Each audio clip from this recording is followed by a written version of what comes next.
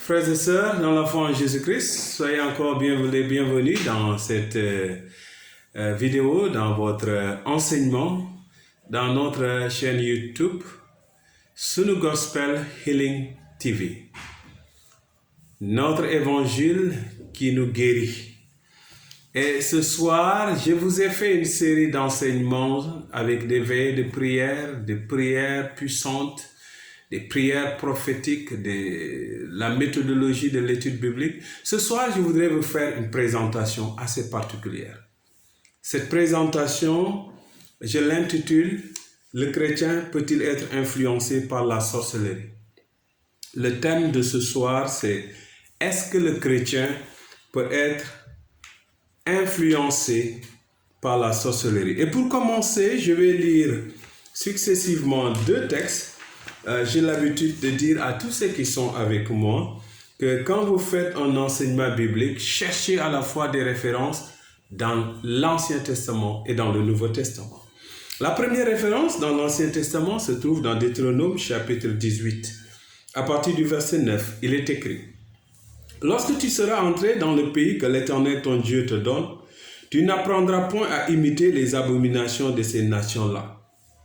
Qu'on ne trouve chez toi personne qui fasse passer son fils ou sa fille par le feu, personne qui exerce le métier de devin, d'astrologue, d'augure, de magicien, d'enchanteur, personne qui consulte ceux qui évoquent les esprits ou disent la bonne aventure, personne qui interroge les morts.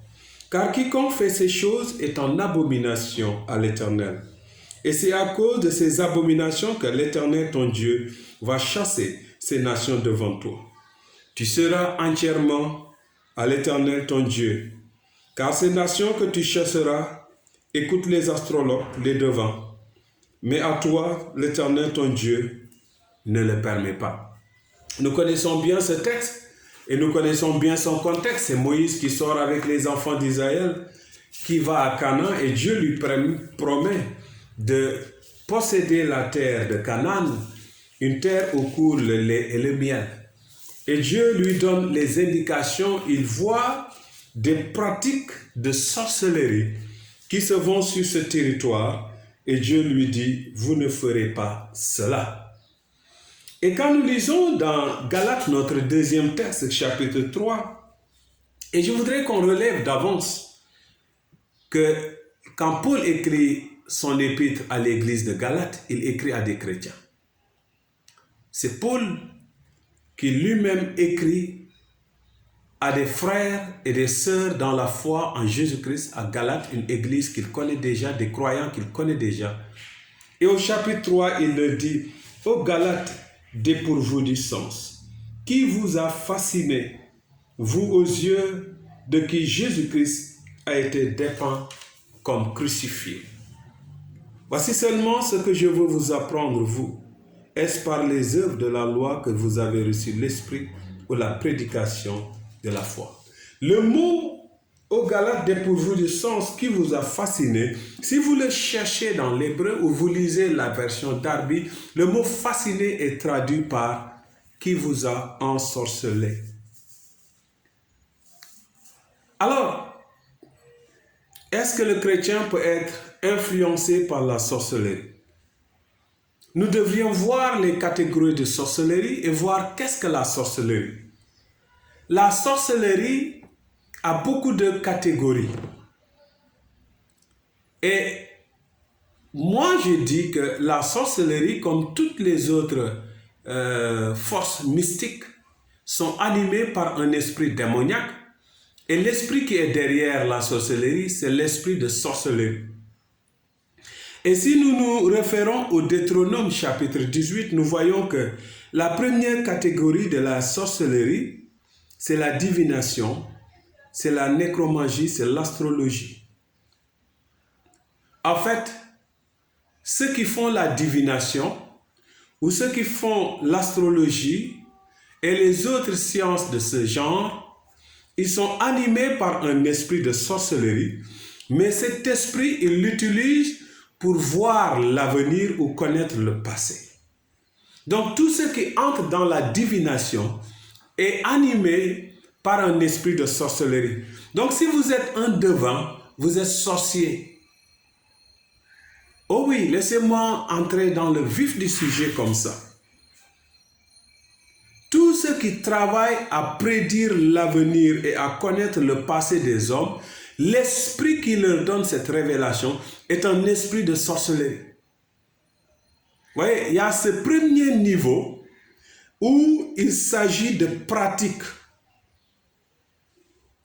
Il y a un autre niveau. Le deuxième niveau, c'est ce qu'on appelle la sorcellerie proprement dite. Dans la sorcellerie proprement dite, il y a aussi des niveaux et des catégories. Laissez-moi terminer doucement avec le premier niveau. La magie et l'enchantement, c'est de la sorcellerie.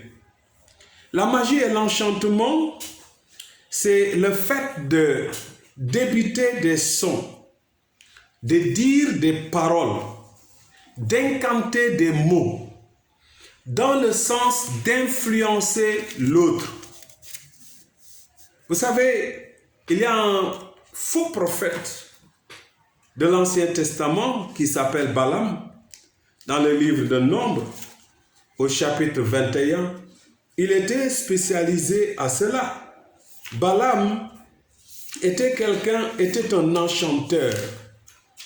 Et quand vous lisez le chapitre 24, le verset 1, la Bible dit clairement, Balaam vit que l'Éternel trouvait bon de bénir Israël et il n'alla point comme les autres fois à la rencontre des enchantements.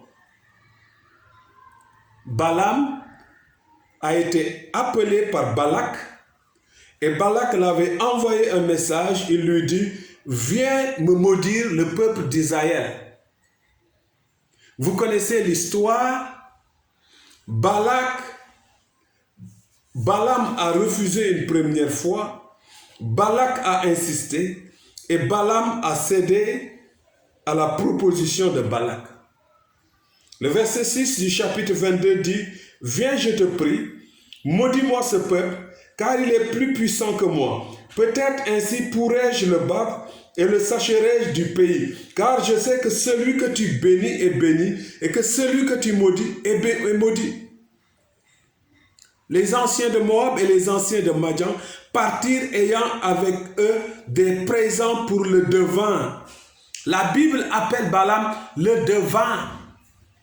Des présents pour le devin. Ils arrivèrent auprès de Balaam et lui apportèrent les paroles de Balak. Voyez, Balaam a fait de l'enchantement. À chaque fois que vous débitez des paroles dans le sens d'influencer le cours des choses, dans le sens d'avoir une influence sur la vie et la destinée des hommes, vous êtes dans la sorcellerie. Même si vous jeûnez et vous priez pour changer, il y a des hommes aujourd'hui qui se disent croyants, qui incantent, qui cherchent des versets bibliques pour influencer la vie des hommes négativement. C'est une malédiction que vous libérez sur les gens. C'est de la sorcellerie. Vous le pratiquez, vous êtes sorcier. La Bible dit dans Josué chapitre 13, verset 22, « Parmi ceux que tuèrent les enfants d'Israël, il avait aussi fait périr avec l'épée le devin Balaam, fils de Béor. » Bien-aimés dans le Seigneur, voici une première catégorie de sorcellerie. Ceux qui pratiquent le fétichisme, le maraboutage, ceux qui pratiquent des pratiques occultes outrancières, ceux qui travaillent avec des esprits de sorcellerie, ceux qui pratiquent la divination, ceux qui sont dans l'enchantement, la magie, l'astrologie, l'horoscope. Ce que vous pratiquez, ce sont des pratiques de sorcellerie. Pendant que vous exercez ce métier, vous êtes un sorcier, vous êtes une sorcière. Ensuite, vient le deuxième niveau de la sorcellerie. Ce que j'appelle la sorcellerie proprement dite. À ce niveau, il y a 3 types de sorciers. Ceux qui ont l'habitude d'écouter mes enseignements savent que je parle des sorciers proprement dit, c'est-à-dire ceux qui se lèvent la nuit, ils portent des ailes, ils vont faire la sorcellerie, ils tuent et ils mangent. Il y a ce que j'appelle la sorcellerie héréditaire, comme toutes les maladies héréditaires, l'asthme, le diabète et toutes les maladies héréditaires. La sorcellerie aussi, c'est dans l'estomac des hommes et elle peut être héritée. Si ton père ou ta mère est sorcière ou sorcier, en fait, ton père ou ta mère a un estomac. Et c'est l'estomac du sorcier ou de la sorcière qui agit en elle. Et cet estomac, le contenu démoniaque peut être hérité par un enfant ou un petit enfant. C'est ça que j'appelle la sorcellerie héréditaire. Ensuite, il y a ce que j'appelle la sorcellerie inconsciente. La sorcellerie inconsciente, c'est quand l'individu, l'être humain, est influencé par la sorcellerie, par des esprits de sorcellerie, sans qu'il en soit conscient. Et pour voir la sorcellerie inconsciente, il faut la plupart du temps observer tes rêves. Parlons un tout petit peu de la sorcellerie proprement dite, comment ça se pratique. La sorcellerie proprement dite, c'est comme je l'ai dit, c'est le point numéro 1 de notre présentation. C'est les sorciers, ce qu'on appelle les sorciers. Les Wolofs disent deux mots. Les sorciers, ils se lèvent la nuit. Ils entrent dans le monde spirituel. Ils portent un corps spirituel démoniaque. Et puis, ils commencent à opérer dans le monde spirituel en tuant des hommes, en tuant des femmes, pour en faire une proie, c'est-à-dire pour manger sa chair. C'est une pratique très mystique. Et ceux-là sont divisés en 3 catégories. Dans la sorcellerie, les sorciers sont de 3 ordres. Il y a ce qu'on appelle les livreurs, il y a ce qu'on appelle les assassins, il y a ce qu'on appelle les cuisiniers. Et ceux-là opèrent selon leur capacité et leur disposition spirituelle dans le monde surnaturel. Un sorcier, une sorcière ne se lève pas aller attaquer quelqu'un pour le tuer la nuit. Il faut qu'il opère en symbiose avec les autres sorciers, ceux qui sont chargés de faire des livraisons. Alors on te localise et puis les livreurs discutent. Vous savez, c'est pourquoi la plupart du temps on dit les sorciers, ils ne volent pas. C'est-à-dire ils ne viennent pas voler quelqu'un comme ça. Quand un sorcier ou une sorcière, ils veulent attraper quelqu'un, ils doivent travailler pour voir dans la famille de la victime, est-ce qu'il y a un autre sorcier? Et une fois qu'ils trouvent un autre sorcier, ils entrent en collaboration avec ce sorcier ou cette sorcière. Et puis une fois qu'ils entrent en collaboration, ils voient maintenant, est-ce que cette sorcière ou ce sorcier qui est parenté à la victime, est-ce qu'il a les capacités de faire la livraison? S'il ne l'a pas, il charge un livreur de faire la livraison. Et puis une fois il est livré, ce sont les assassins qui se chargent de l'éliminer. Et une fois il est éliminé, les cuisiniers se chargent de la cuisson et les sorciers ensemble partagent la viande. J'ai entendu des révélations de certaines personnes, soi-disant qu'ils étaient des sorciers et qui se sont convertis. J'en ai entendu un parler qu'une fois le cadavre est enterré, on va au cimetière pour le relever. Je vous dirais que je suis très sceptique par rapport à ça. Parce que la pratique de la sorcellerie, c'est une pratique spirituelle. Ce n'est pas une pratique qui opère dans le monde naturel, le monde physique. Quand on parle de manger de la chair, il n'est pas en question de manger la chair comme on mange la chair d'un poulet ou d'un mouton. C'est une pratique spirituelle. C'est pourquoi le relever le cadavre me pose assez de problèmes. La deuxième chose, c'est on dit qu'on utilise le cadavre dans le monde spirituel, c'est-à-dire on utilise son âme. Ça aussi, ça me pose problème parce que nous savons la plupart des activités démoniaques dans le monde spirituel sont sont opérés par des démons ou des anges déchus, en tout cas par l'armée des créatures célestes qui étaient rangées du côté de Lucifer lors de la rébellion. Et c'est Lucifer qui contrôle cela. Nous pouvons comprendre un sacrifice.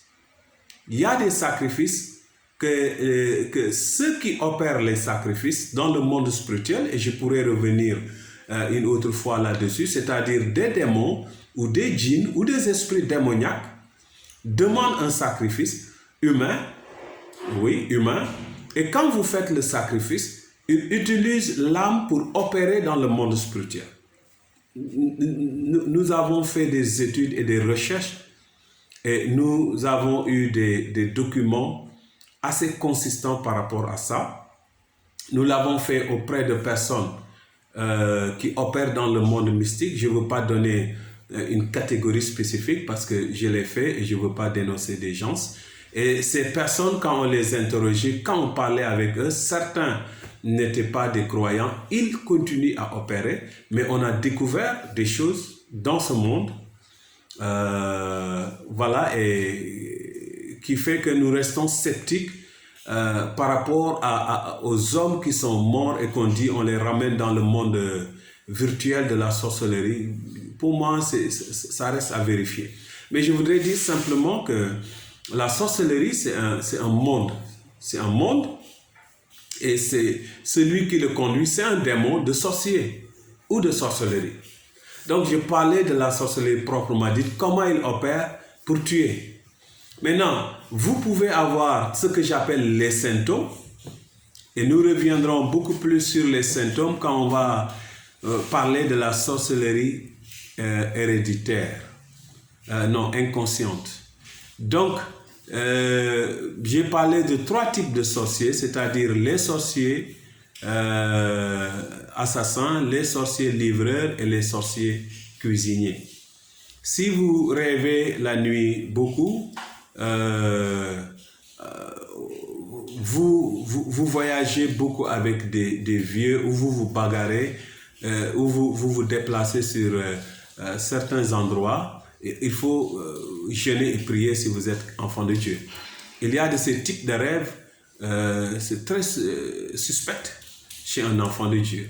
Parlons rapidement de la sorcellerie héréditaire et de la sorcellerie inconsciente pour terminer cette vidéo, et nous aurons la suite parce que nous allons parler de quelques signes, de symptômes. Je voudrais donner rapidement 10 signes. Mais la sorcellerie inconsciente, c'est comme j'ai dit, tu viens habiter quelque part et que les ténèbres viennent palper ta spiritualité. Vous savez, les hommes ont ce que j'appelle une étoile. Cependant, tous ceux qui veulent faire de la manipulation, et j'appelle même la manipulation, c'est un esprit de sorcellerie, tous ceux qui veulent faire de la manipulation, ils utilisent certains concepts, y compris, excusez-moi, mais y compris dans l'église, des hommes qui s'appellent hommes de Dieu, qui vont développer une théorie autour de quelque chose, d'une étoile ou d'une onction pour manipuler les gens. Tous les manipulateurs sont des sorciers. Je vais vous donner des versets bibliques. La Bible nous avertit par rapport à ceux qui flattent et à ceux qui manipulent. Alors, la sorcellerie inconsciente, c'est maintenant, vous pouvez faire ce que j'appelle les symptômes par les rêves. Quand vous mangez la viande la nuit, quand vous dormez à Dakar chaque nuit, mais chaque jour, vous êtes en voyage à Kaolack, à Saint-Louis, à Ziguinchor, dans vos rêves, vous êtes au village. Quand vous vous réveillez le matin, vous êtes fatigué comme on vous a fatigué, on vous a frappé, vous êtes sous l'influence de la sorcellerie inconsciente. Quand vous vous bagarrez chaque nuit avec les anciens de votre village, ou vous êtes tout le temps en réunion avec les anciens de votre village, mais vous n'êtes pas au village, faites attention, il y a une influence démoniaque de la sorcellerie sur votre vie. Quand vous vous bagarrez la nuit et pendant que vous vous bagarrez, vous échappez, vous ne gagnez pas vos combats au nom de Jésus, mais vous courez, on vous poursuit, vous volez dans le rêve. Il y a des gens qui volent permanemment dans le rêve. Ils portent des ailes et s'en vont. C'est une influence de la sorcellerie. Un enfant de Dieu, né de nouveau, quand ils se trouvent dans une situation difficile la nuit, ils invoquent le nom de Dieu. Ils invoquent le nom de Jésus-Christ. Il y a des chrétiens dans toute leur lutte, dans le monde spirituel, ils n'invoquent pas le nom de Jésus-Christ. Ils trouvent en eux une force intrinsèque. Vous savez, même quand vous avez certains dons dans le monde naturel avant de devenir chrétien, si vous devenez chrétien, ces dons doivent être purifiés. À défaut, vous devez les perdre. À certains dons, quand vous venez à Jésus, vous devez les perdre. Le Saint-Esprit vous purifie. Mais vous gardez les mêmes dons. Vous gardez la même puissance que vous aviez quand vous étiez dans le monde. Faites attention, il y a une influence de la sorcellerie sur votre vie. Et j'ai déjà dit, parce que je ne veux pas que ça soit hyper long, que l'héréditaire, c'est l'estomac, boutite là. On l'hérite. Maintenant, je vais donner quelques symptômes pour terminer et nous ferons la suite. La première le premier symptôme ou le premier signe, c'est ce que j'appelle la manipulation. 2 Rois chapitre 9, versets 22 à 30, vous pouvez le lire. Il s'agit de l'histoire de Jézabel. Jézabel était une grande manipulatrice. 2 Rois chapitre 9, verset 22 au verset 30. Et je vais simplement lire le verset 30 et vous pouvez lire le reste. Il dit, Jéhu entra dans Jezreel. Jézabel l'ayant appris, mit du foulard à ses yeux, se para la tête et regarda par la fenêtre. Il commence de la manipulation. Lisez tout le texte. Il y a ce que j'appelle aussi la séduction. La séduction, c'est une arme de la sorcellerie. Il y a la corruption et le charme. Lisez Deutéronome chapitre 16, verset 19. Je vais lire Psaume chapitre 58, verset 6. La corruption, c'est de la sorcellerie. Maintenant, regardez combien de personnes sont dans la corruption. Il dit, on n'entend pas la voix des enchanteurs du magicien le plus habile. Les enchanteurs, les magiciens le plus habiles. La corruption et le charme, c'est les enchanteurs et les magiciens. Le charme, c'est les enchanteurs. Maintenant, la corruption, je parle de la corruption, c'est-à-dire corrompre quelqu'un par l'argent, corrompre quelqu'un par, je ne sais pas quoi encore, par le sexe, corrompre quelqu'un, je ne sais pas, Deutéronome chapitre 16, verset 19. Le verset dit quoi? Le verset dit, tu ne porteras pas atteinte à aucun droit. Tu n'auras point égard à l'apparence des personnes. Tu ne recevras point de présent, car le présent aveugle les yeux des sages et corrompt les paroles des justes. Ne reçois pas de présent. C'est ça la corruption. La corruption aveugle les yeux des sages et corrompt les paroles des justes. Il y a aussi ce qu'on appelle la flatterie. Proverbe chapitre 29, verset 5. La flatterie fait partie des symptômes de la sorcellerie. Il ne faut pas que tu sois un homme qui flatte. Il ne faut pas aussi accepter qu'on te flatte. 29, verset 5 dit quoi? Le proverbe 29, 5 dit, un homme qui flatte son prochain tend un filet sous ses pas. L'intimidation. Jean chapitre 19, verset 12. Ils ont intimidé Pilate. La suggestion. La suggestion, c'est par exemple, tu dis à quelqu'un, un monsieur qui voit une jeune femme à l'église, il lui fait la cour, la jeune femme refuse. Il lui dit, Dieu m'a dit que tu es ma femme, la jeune femme refuse. Il lui dit, si tu n'es pas ma femme, tu ne vas pas te marier. Voilà des paroles de suggestion. C'est des paroles démoniaques. C'est de la sorcellerie. Il faut refuser ça. Si tu n'es pas ma femme, tu ne vas pas te marier. Il faut le refuser et briser ces paroles. Il y a le chantage, il y a la haine, il y a l'arrogance, il y a la colère. Des colères excessives comme celle de Moïse dans Deutéronome chapitre 32, verset 19. Rapidement, je vous fais le rappel de quelques signes. Je n'ai pas tout cité. 1. La manipulation. 2. La séduction. 3. La corruption et le charme. 4. La flatterie. 5. L'intimidation. 6. La suggestion. 7. le chantage. 8, la haine. 9, l'arrogance. 10, la colère excessive. Il y a des gens, quand ils se fâchent, ils cassent tout. Ils perdent de la tête, ils perdent le contrôle. C'est pas bon. Ils tremblent. Fâchés jusqu'à trembler, les pieds ne peuvent plus être à terre, tes mains tremblent, ce que tu as tombe. Tu es sorcier, va te faire la délivrance. Même si tu es homme de Dieu, va te faire la délivrance. Bien-aimé dans le Seigneur, la sorcellerie peut bel et bien influencer les chrétiens. Nous viendrons dans la deuxième partie, et je voudrais lire rapidement Galates chapitre 3, verset 1. Et là, le texte dit quoi?